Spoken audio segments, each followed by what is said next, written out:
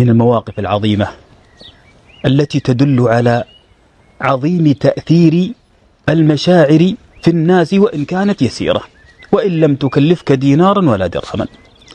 كعب بن مالك رضي الله تعالى عنه تخلف عن غزوة تبوك، وقصته معروفة مشهورة. فلما تخلف عن غزوة تبوك أمر النبي صلى الله عليه وسلم الصحابة بعدم تكليمه، فبقي في المدينة لا يكلم ولا يجالس حتى نزلت توبة الله تبارك وتعالى عليه. تخيل، كان الناس لا يكلمونه في الأمس، فنزلت توبة الله عليه ليلا، فأخبر النبي صلى الله عليه وسلم الصحابة بأن الله قد تاب على كعب بن مالك وصاحبيه، فتسابق الناس إلى كعب يهنئونه بتوبة الله عليه.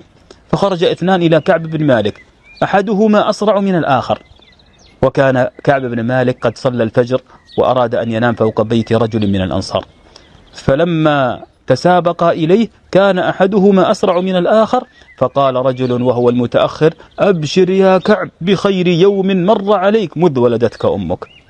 ففرح وعلم أن توبة الله نزلت عليه، فأهدى ثوبه إلى ذلك الذي بشره واستعار ثوبا ثم ذهب إلى المسجد.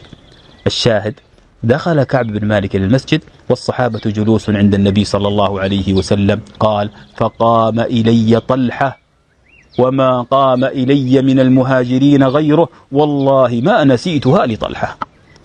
طلحة رضي الله تعالى عنه قام واستقبله وعانقه مبشرا له، فعل يسير لكن ترك أثرا عظيما في نفس كعب بن مالك رضي الله تعالى عنه. لا تحتقر الشيء اليسير، ابتسامة في وجه أخيك، كلمة طيبة تسعد بها أخاك، فعلا يسيرا يبقي أثرا عظيما في نفس صاحبك.